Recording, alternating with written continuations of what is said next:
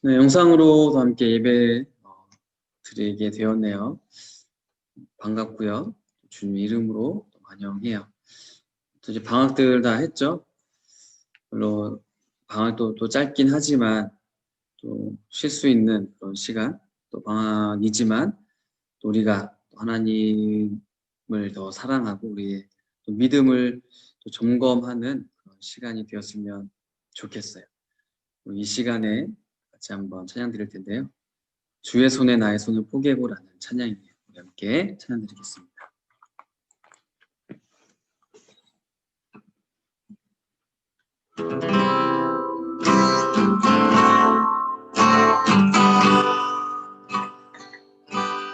주 보여 나 정결케 하고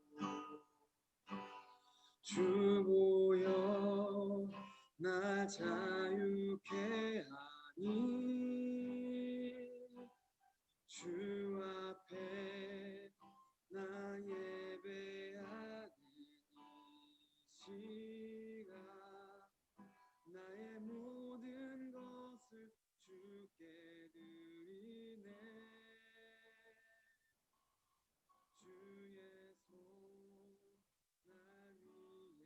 손 날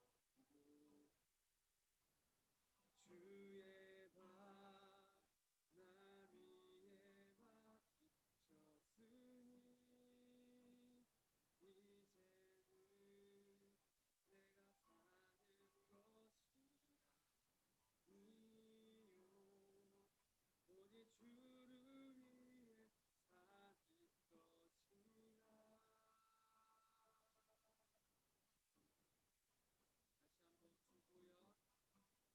오직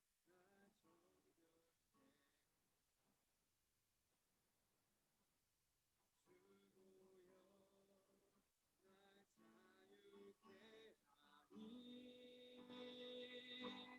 주 앞에 나 예배하는 이 시간 나의 모든 것을 주께 드리네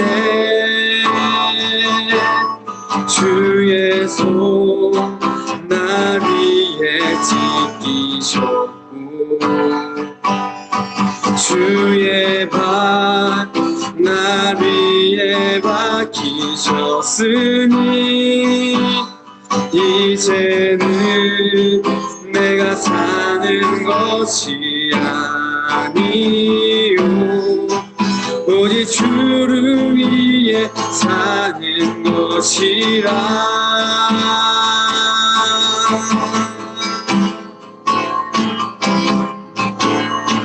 주의 손에 나의 손을 포개고 또 주의 발에 나의 발을 포개요 나 주와 함께 죽고 또 주와 함께 살리라 영원토록 주 위에 살리라 주의 손에 나의 손을 포개고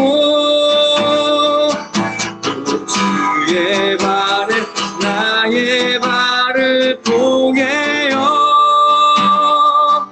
나 주와 함께 죽고 또 주와 함께 살리라 영원토록 주 위에 살리라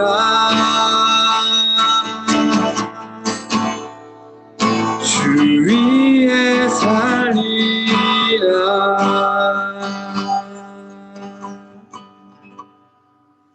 아멘. 우리가 1월달부터 하나님의 창조에 대해서 같이 살펴보고 있는데요. 하나님께서는 이 세상을 만드시고 6째 날에 사람을 창조하셨어요. 남자와 여자, 즉 이제 아담과 하와를 창조하셨어요. 그리고 이제 앞서 살펴봤듯이 하나님의 창조는 어땠어요? 아름답고 선했어요. 죄가 없었어요. 모든 것이 완벽했어요. 하나님께서 원하시는 그 목적에 맞게 창조가 된 거예요. 그런데 문제가 발생을 해요. 하나님의 그 창조물들 중에서 인간이 하나님의 창조 목적에 어긋난 행동을 하게 된 거예요. 우리는 이것을 타락이라고 말해요. 그러면 구체적으로 타락이 무엇이고 그 결과가 어떤 것인지를 한번 살펴볼게요. 지난 시간에 살펴봤듯이 하나님께서는 아담과 하와를 창조하신 후에 에덴 동산을 조성하셔서 그들이 이제 그곳에서 생활할 수 있도록 해주셨어요. 이때까지만 해도 모든 것이 완벽하고 너무나 좋았죠. 하나님과 아담과 하와의 그런 관계, 또 아담과 하와의 관계, 또 인간과 자연의 관계, 그 어느 것 하나 흠잡을 것이 없이 너무나 아름답고 선한 친밀한 관계였어요. 그런데 이 사건은, 이 시간은 그렇게 오래가지 못했어요. 제가 주중에 창세기 3장의 말씀을 이제 나눠서 읽을 수 있도록 우리 중고등부 단톡방에 올렸잖아요. 여러분들이 읽은 이 창세기 3장의 그 내용을 보면 어떻게 해서 하나님과 이 아담과 하와의 관계가 깨어지게 되었는지를 우리가 알 수가 있어요. 오늘은 창세기 3장 이제 1절부터 7절까지의 말씀을 한번 읽어볼게요. 여호와 하나님께서 만드신 들짐승 가운데 뱀이 가장 간사하고 교활했습니다. 어느 날 뱀이 여자에게 와서 말했습니다. 하나님이 정말로 동산 안에 어떤 나무의 열매도 먹지 말라고 하시더냐? 여자가 뱀에게 대답했습니다. 우리는 동산 안에 있는 나무의 열매를 먹을 수 있어. 하지만 하나님께서는 동산 한가운데 있는 나무의 열매는 먹지도 말고 만지지도 마라. 그렇지 않으면 너희가 죽을 것이다 라고 말씀하셨어. 그러자 뱀이 여자에게 말했습니다. 너희는 죽지 않아. 하나님은 너희가 그 나무 열매를 먹고 너희 눈이 밝아지면 선과 악을 알게 되어 너희가 하나님과 같이 될까 봐 그렇게 말씀하신 거예요. 여자가 보니 그 나무의 열매는 먹음직스러웠습니다. 보기에도 아름다웠습니다. 게다가 그 열매는 사람을 지혜롭게 해줄 것처럼 보였습니다. 그래서 여자는 그 열매를 따서 먹고 그 열매를 옆에 있는 자기 남편에게도 주었으며 남자도 그것을 먹었습니다. 그러자 두 사람의 눈이 모두 밝아졌습니다. 그들은 자기들이 벌거벗고 있다는 것을 깨닫고 무화과 나무 잎을 엮어서 옷을 만들어 몸을 가렸습니다. 자, 뱀이 등장을 하잖아요. 뱀은 하나님께서 만든 그 생물들 중에서 지혜로운 편에 이제 속하는 생물인데요. 사단이 그런 뱀을 이제 이용을 해서 아담과 하와를 유혹을 했던 거예요. 그래서 이제 1절과 3절에 보면 그 뱀과 하와의 대화가 이렇게 나오는데요. 이 대화를 가만히 보면 하나님께서 아담과 하와에게 했었던 말씀과는 변질이 되었다는 것을 우리가 알 수가 있어요. 이제 창세기 3장 1절부터 3절 말씀과 이제 2장 16절부터 17절까지 말씀을 한번 비교를 해보는 거예요. 자, 2장 16절에서 하나님은 뭐라고 하셨냐면 모든 나무 열매를 마음대로 먹으라고 하셨어요. 그런데 3장 1절에서 사단은 하와에게 뭐라고 물어봐요? 어떤 나무 열매도 먹지 말라고 하시더냐? 그러니까 모든 나무 열매를 먹으라고 했던 그 하나님의 말을 사단은 부정적으로 바꿔서 물어보는 거예요. 정말 어떤 나무 열매도 먹으면 안 되냐? 하나님이 이런 말을 한 적이 없는데 교묘하게 바꾸는 거죠. 이러한 사단의 유혹에 하와가 넘어가고 말아요. 그래서 2장 17절에 보면 하나님께서 모든 나무의 열매는 먹어도 되지만 선악을 알게 하는 나무 열매는 먹지 말라고 이렇게 말씀하셨잖아요. 그런데 하와는 뭐라고 해요? 3절에 보면 먹지도 말고 만지지도 말라 이렇게 이야기를 합니다. 하나님은 먹지 말라고 했는데 하와는 먹어도 안 되고 만지지도 말라고 했다. 그러니까 하나님이 하지도 않는 그 만지지도 말라라는 단어를 추가해서 이야기를 하는 거죠. 이것은 무엇을 보여줘요? 지금 그 하와의 마음 상태를 잘 보여주고 있는 거죠. 이미 하와의 마음 속에는 그 선악을 알게 하는 나무 열매를 먹고 싶은 거예요. 그것을 만지고 싶은 그 마음이 하와의 마음속에 있다라는 것을 우리가 알 수가 있는 거죠. 그런데 마치 사단이 그 하와를 유혹을 하고 있는 하와야 아니야. 너희는 죽지 않아. 선악을 알게 하는 나무 열매를 먹으면 죽는다는 말은 다 거짓말이야. 오히려 그 열매를 먹으면 너희도 하나님과 같이 될 것을 하나님이 두려워해서 목욕했던 거예요. 그러니까 먹어도 돼. 걱정하지 마. 저 열매를 먹으면 이제 너희도 하나님과 같은 존재가 될 수 있어. 하나님 필요 없어. 너희들이 하나님이야. 너희도 정말 하나님 되고 싶지 않아? 생각해봐. 저 열매를 먹으면 너희가 신이라니까. 이 세상을 너희들 마음대로 할 수가 있는 거야. 정말 기대되지 않아? 라고 유혹을 하는 거죠. 이러한 사단의 말을 듣고 하와가 다시 한번 그 선악을 알게 하는 나무의 열매를 보니까 그 하와의 마음이 어땠어요?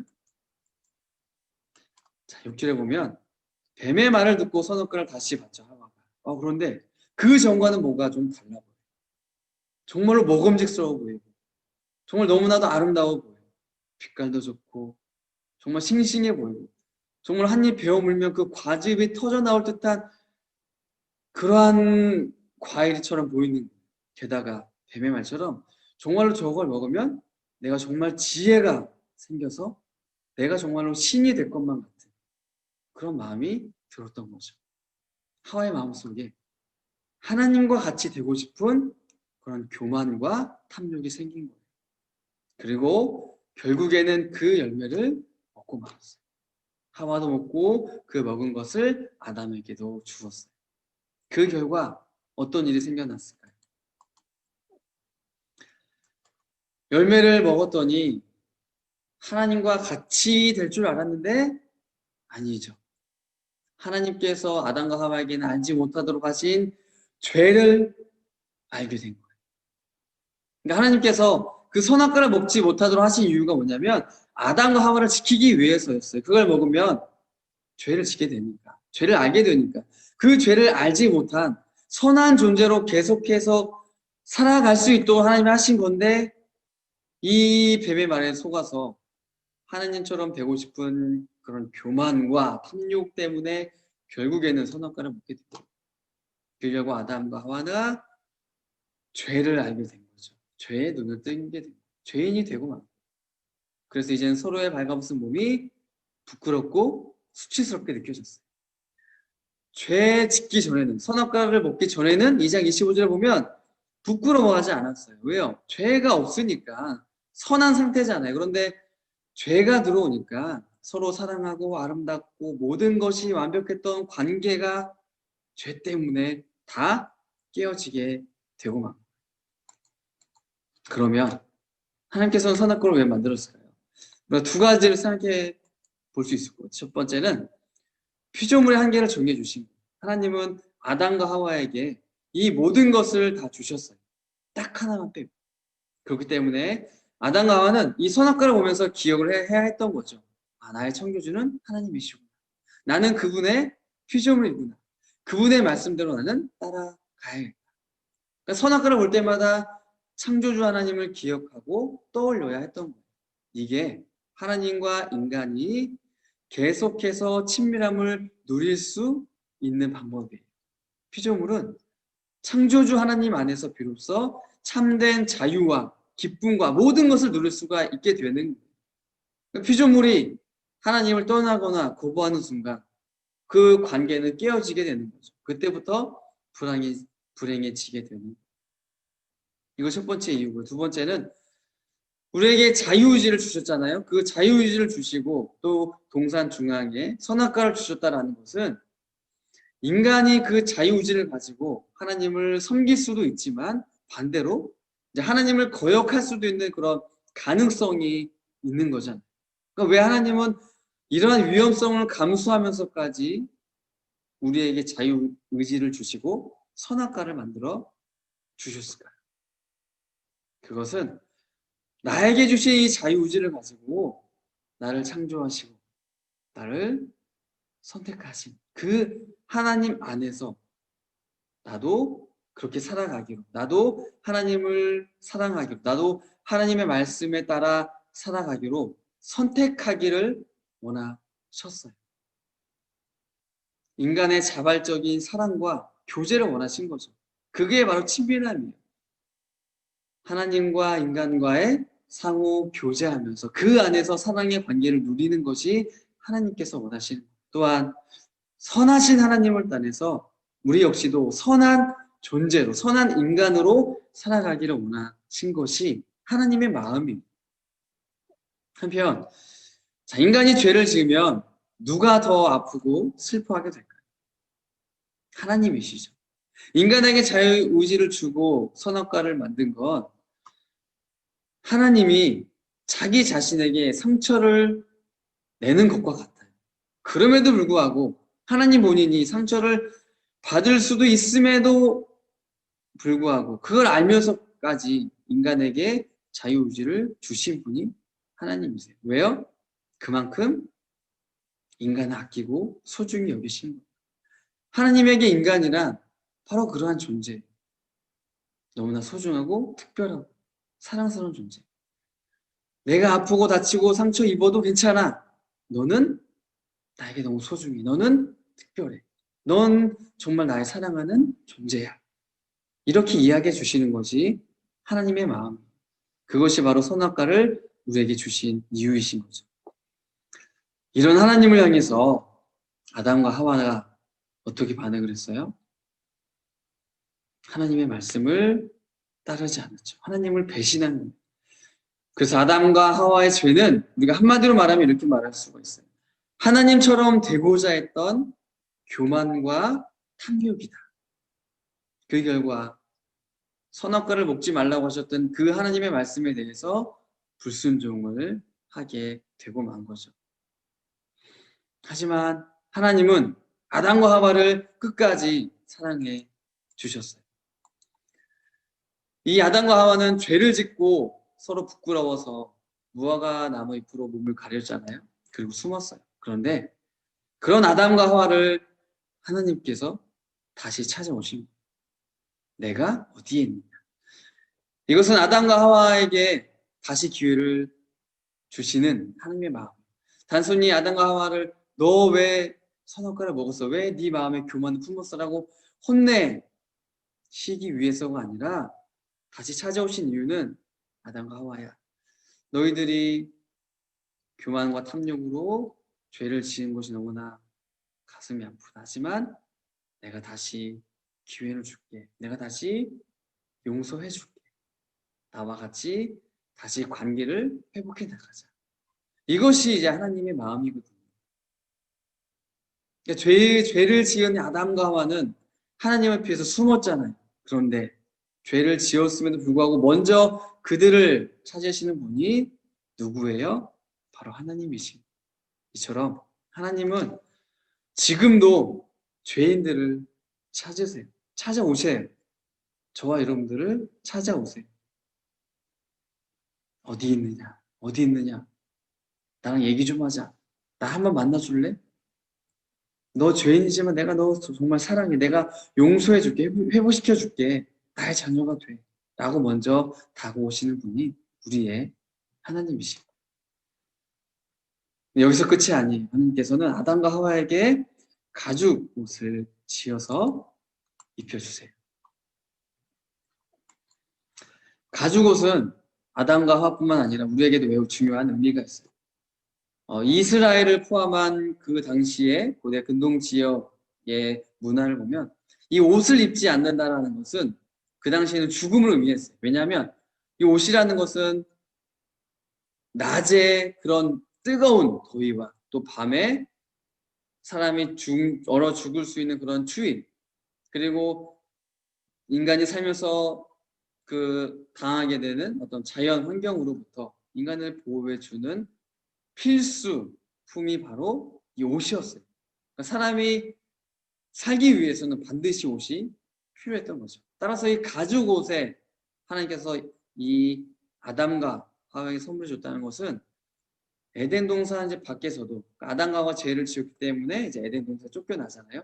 그 밖에서도 이 인간이 아담과 하와가 죽지 않고 그 생명을 보호하면서 살아갈 수 있도록 보호해 주시는 것, 그들에게 사랑을 주시는 것이 하나님께서 아담과 하와에게 가죽 옷을 입혀 주신 의미가 돼요. 하나님께서 그들을 다시 한번 은혜를 베풀어 주신 거예요. 원래는 선악과를 먹으면 죽어야 되거든요. 하나님 죽는 걸 말씀해 주셨잖아요. 그런데 당장 죽이지 않고 그럼에도 불구하고 하나님께서 그들을 영원히는 아니지만 또 오래도록 살도록 은혜를 베풀어 주시는 그게 바로 가죽옷이 갖고 있는 의미. 또 한 가지, 가죽옷을 보면 하나님께서 어떻게 가죽옷을 얻었을까요? 동물이 죽은 거죠. 왜요? 아담과 하와의 죄 때문에. 이 아담과 하와의 죄를 덮기 위해서 동물이 죽은 거예요. 피를 흘린 거예요. 마찬가지로 예수님도 이 땅에 오셔서 십자가에서 피 흘려 죽으셨어요. 왜요? 누구 때문에? 나 때문에. 나의 죄를 덮기 위해서. 이것은 피 흘림이 없이는 죄사함이 없다는 것을 우리들에게 보여주는 거예요. 그래서 하나님께서 구약시대 이스라엘 백성들에게 요구하신 게 뭐예요? 흠이 없고 순결한 짐승. 그러니까 죄가 없는 그런 짐승을 죽여서 하나님께 제물로 드리는 거예요. 그 짐승의 피 흘림으로 하나님께 제사를 드릴 때 하나님께서 그 죄 없는 짐승의 피를 보고 어떻게 해요? 백성들의 죄를, 개인의 죄를, 이스라엘 공동체의 죄를 하나님께서 용서해 주셨던 거예요. 이것은 뭐 하나님이 죽은 짐승을 좋아하고 피를 좋아하신다 이런 의미가 아니에요. 이러한 상징적인 행동을 통해서 하나님이 우리들에게 말씀하신 게 뭐예요? 이처럼 인간이 그 죄를 용서받기 위해서는 예수님의 십자가의 죽으심, 예수님께서 십자가의 죽으심으로 말미암아 흘리는 그 피, 그 죄 없으신 그 피가 우리들에게 반드시 필요하다는 것을 보여주십니다. 예수님께서 십자가에서 죽으셔야만 피 흘림이 있어야지만 죄가 용서된다는 사실을 이 아담과 하와에게 입혀준 가죽옷을 통해서 우리들에게 이야기를 해주고 있어요.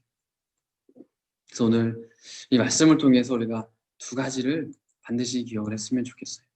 첫 번째는 죄를 지었지만 하나님이 그들을 버리지 않고 죽이지 않고 하나님은 그들을 다시 찾아오셨다는 사실. 지금도 하나님은 나를 찾으시고 나를 기다리신다는 사실. 우리 친구들도 나를 기다리시는, 나를 찾으시는 그 하나님 앞에 다시 한번 나가서 좋겠어요. 하나님, 제가 여기 있어요. 제가 늦게 왔죠? 용서해 주세요.